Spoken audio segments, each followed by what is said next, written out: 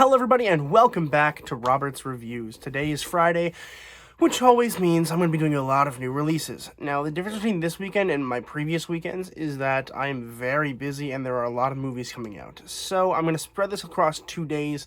That way I'm not spending every, waking hour of today in the movie theater.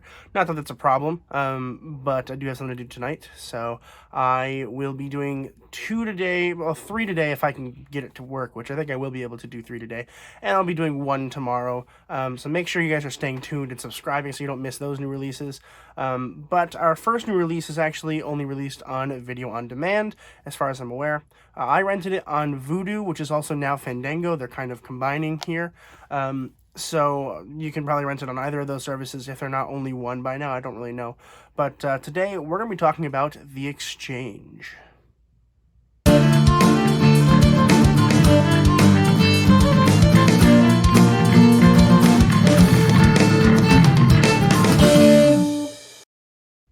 The Exchange was released in 2021, and it was written by Tim Long and directed by Dan Mazer. And no spoilers, of course. I don't do spoilers in my reviews, but essentially what the film is about this kid who's a nerd and doesn't have any friends, and so to help get him friends, he decides to do the foreign exchange program, where somebody from France comes to live with him in Canada, and he's hoping he's going to be able to, help him, be better, and, he'll be also a nerdy kind of guy who they can be friends with, and they're automatically be living together, so, it should work. But the problem ensues when Stefan, who comes in from France, is super popular, and he's, wears cologne, and he has a lot of sex, and he drinks, and he smokes, and he's obviously nothing like Tim here. And for all intents and purposes, it worked. It's funny, it's relaxing, it's a relaxing film. But it doesn't have anything particularly special in my opinion. I think the relationship between the two main characters is fantastic.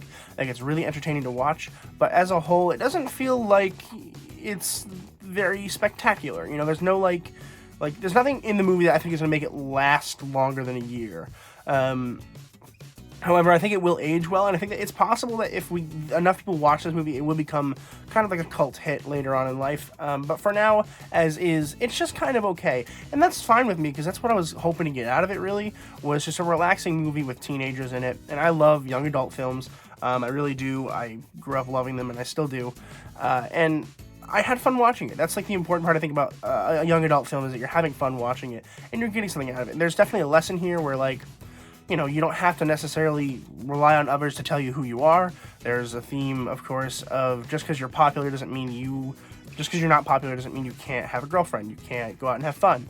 And all these awesome, little mini messages that were kind of hidden in there.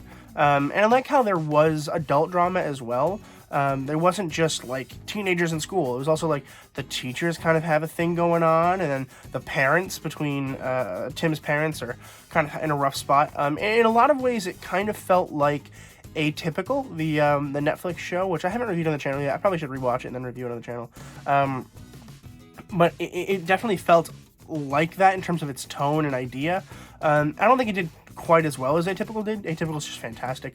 But it had that same vibe of I don't really have any friends. We're trying to figure out how to do that while also, not changing myself. And I appreciated that a lot. I think it worked. I think that a lot of people are going to like this film. I think a lot of people who sit down and they watch it, they're going to be like, wow, it was a fun film. But then probably forget about it 24 hours later. Which is fine if that's what you're looking for.